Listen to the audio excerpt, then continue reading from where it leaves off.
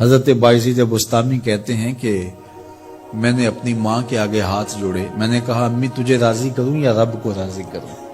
تو اپنے حق مجھے معاف کر دے، اللہ کو میں راضی کر لیتا ہوں۔ ماں نے کہا جاؤ پتر میں اجازت دیتی ہوں۔ گئے جنگلوں میں ذکر و فکر میں لگے رہے، تنہائی میں اس کو یاد کرتے رہے، دن رات ذکر کے چراغ روشن رکھے۔ 12 سال گزر گئے حق کی تلاش میں۔ ایک دن واپس بستام کے قریب سے گزر رہے تھے، خیال آیا چلتے چلتے ماں کو سلام کر جاؤں۔ دروازے کو دستک دینے لگے تو اس خیال نے ہاتھ روک لیا کہ ساری زندگی ماں کو سکھ تو دیا کوئی نہیں، اب دکھ بھی کیوں دینے لگے ہو؟ رات کا ایک پہر بیت گیا ہے، سردیوں کی لمبی رات ہے، ماں بستر میں لیٹی ہوگی، تیرے لیے اٹھے گی، دروازہ کھولے گی۔ دروازے کے ساتھ ہی لگ کے بیٹھ گئے اور ساری رات کاٹ دی، اس خیال سے کہ ماں کو تکلیف نہ ہو۔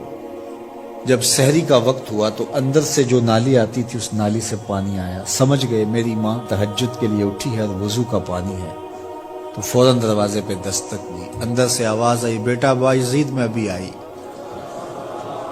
مائیں بیٹوں کے دستک کے انداز سے جان لیتی ہیں یہ کس بیٹے کے ہاتھوں کا لمس ہے۔ 12 سال کے بعد آئے، دستک دی، کہا بیٹا بایزید میں ابھی آئی۔ ماں کی تو نگاہیں ہی دروازے پہ رہتی ہیں۔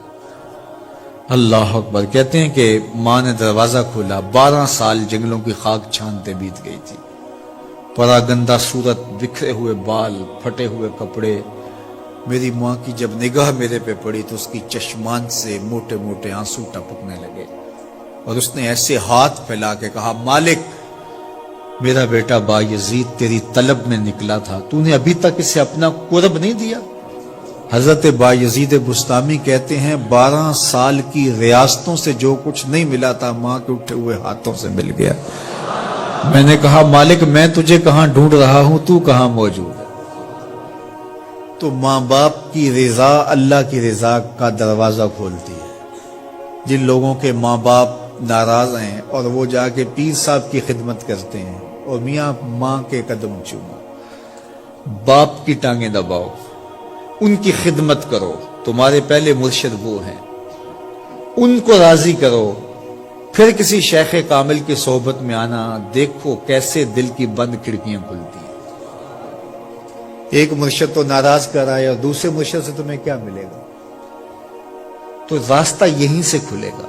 والدین کو کبھی ناراض نہ کرو، والدین کو کبھی دکھ نہ دو، والدین کو کبھی تکلیف نہ پہنچاؤ، اور والدین کو بھی چاہیے کہ اپنی اولاد کو اپنا نافرمان نہ بنائے۔